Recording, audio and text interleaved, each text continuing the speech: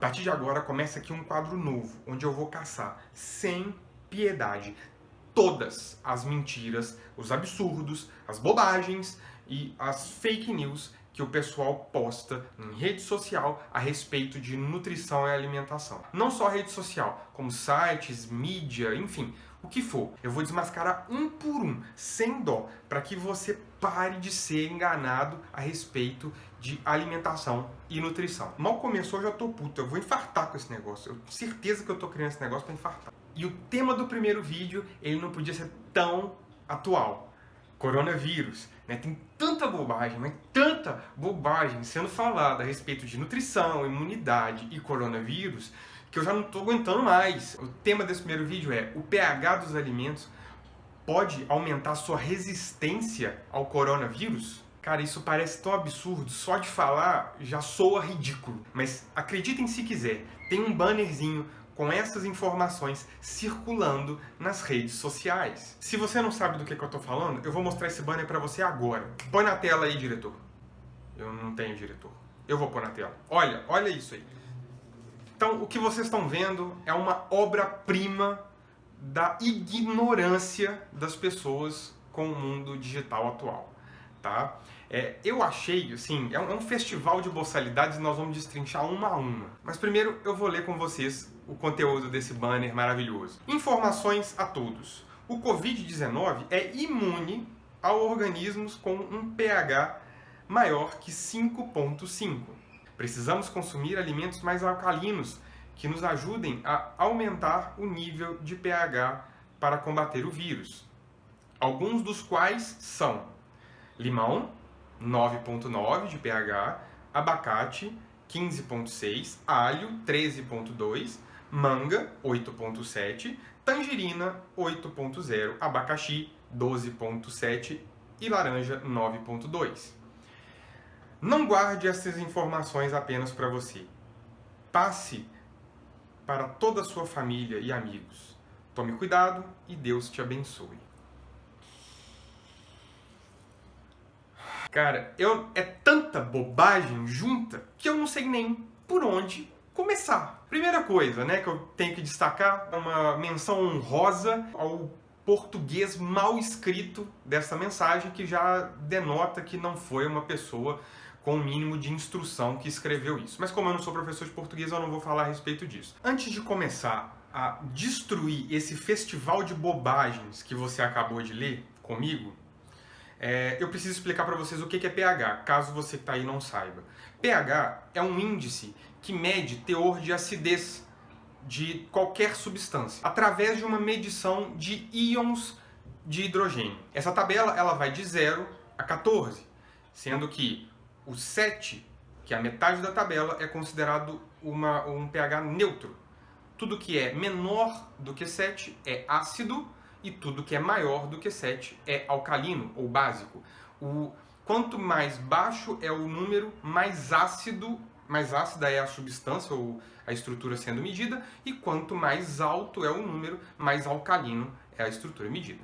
Beleza? Pois muito bem. Então, vamos às correções desta obra-prima da internet. Primeira frase, já começa chutando a porta. A primeira frase diz: o Covid-19 é imune a organismos com um pH maior do que 5,5. Primeira coisa, o vírus é imune? Vírus não é imune. Nós, o ser humano, é imune ao vírus. Não o vírus é imune ao ser humano. Isso já tem um erro básico de linguagem técnica. Então, você já deveria ter derrubado a partir daí. Vírus não é imune a nada. Nós somos imunes ao vírus. Mas enfim, o que ele quis dizer é que o vírus não suporta, né, pHs maiores do que 5,5. Né? Ou seja, levemente ácido para cima, para alcalino. Se essa primeira frase fosse verdade, todos os seres humanos na face da Terra seriam imunes naturalmente a esse vírus. Por quê? O pH do nosso sangue, por exemplo, ele fica em torno de 7,2 a 7,7. E ele tem que ficar nesse valor.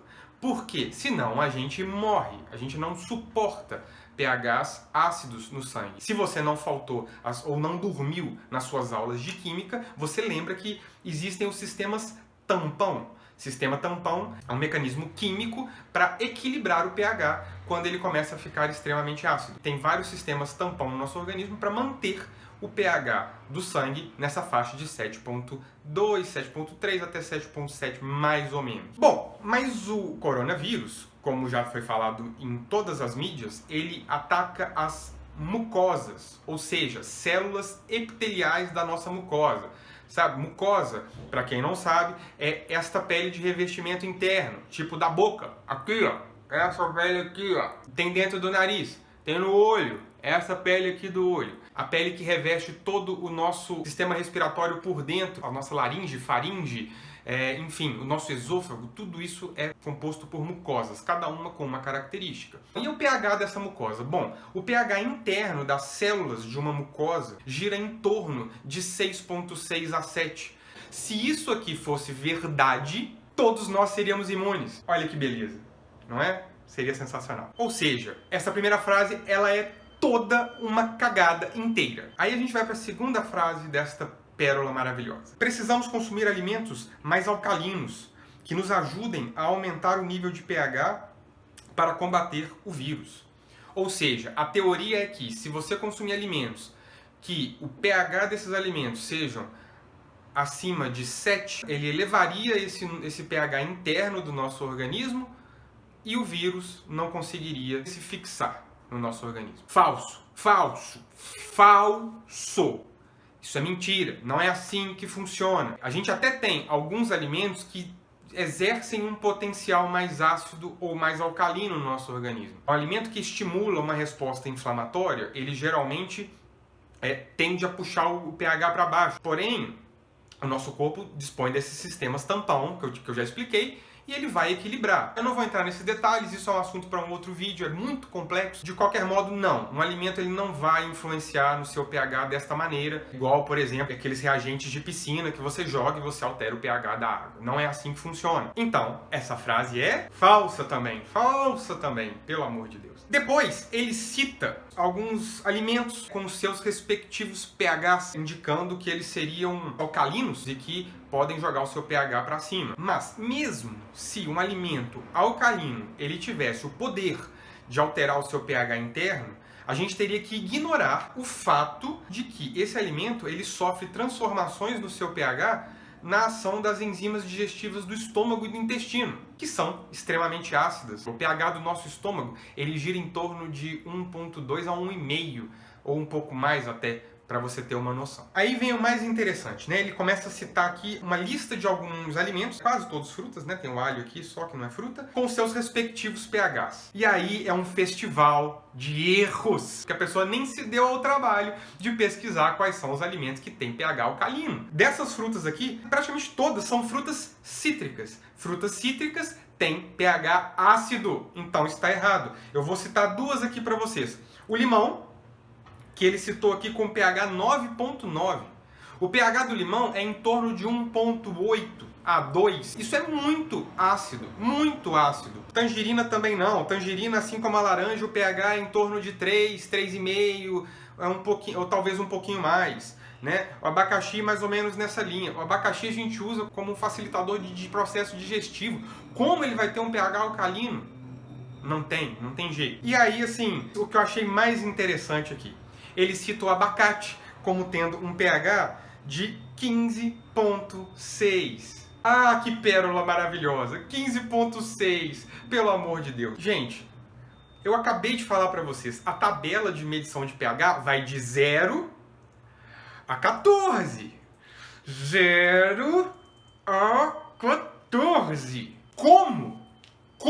Pelo amor de Deus, como que um pH do abacate ele pode ser 15.6? Aí eu desisto. Se você acredita nisso, aí eu desisto. Não é possível. Gente, deixa eu dar uma paradinha aqui. Eu sei que vocês estão rindo aí da minha cara nesse vídeo, mas só para fazer uma errata e corrigir uma coisa que eu falei, porque eu tô editando aqui, eu fiz umas pesquisas sobre pH a mais, e sim, é possível ter algumas substâncias que deem um pH acima dessa escala de, né, tradicional, né, ou seja, maior do que 14. Só que são situações muito específicas, substâncias como concentração alterada ou então utilizando um reagente fora do padrão para se calcular, para se medir pH, que obviamente não é utilizado para determinar o pH do abacate e nem vai se aplicar a uma fruta. Então não tem nada a ver isso, continua sendo absurdo o número que está lá que vocês viram e enfim, é isso, só para corrigir, beleza? Então bora aí voltar para o vídeo. Encerrando o banner, ele vem com o seguinte parágrafo: não guarde essas informações apenas para você, passe para toda a sua família e amigos. Olha, eu diria para você não guardar essa informação para você, mas não passe adiante. Jogue no lixo, que é o lugar que essa informação deveria ficar. E não passe para sua família e amigos, nem para os seus inimigos, nem seus inimigos merecem receber uma informação tão errada como essa. E por fim, ele termina dizendo: tome cuidado e Deus te abençoe, que é talvez a única frase com um pouco de bom senso nesse banner. O pior disso tudo é que eu já tive informações de que tem profissionais de saúde transmitindo esse tipo de informação. Porque se você transmite essa informação por ignorância, tudo bem, a gente entende, ninguém é obrigado a saber isso tudo que eu estou te falando agora. Mas um profissional de saúde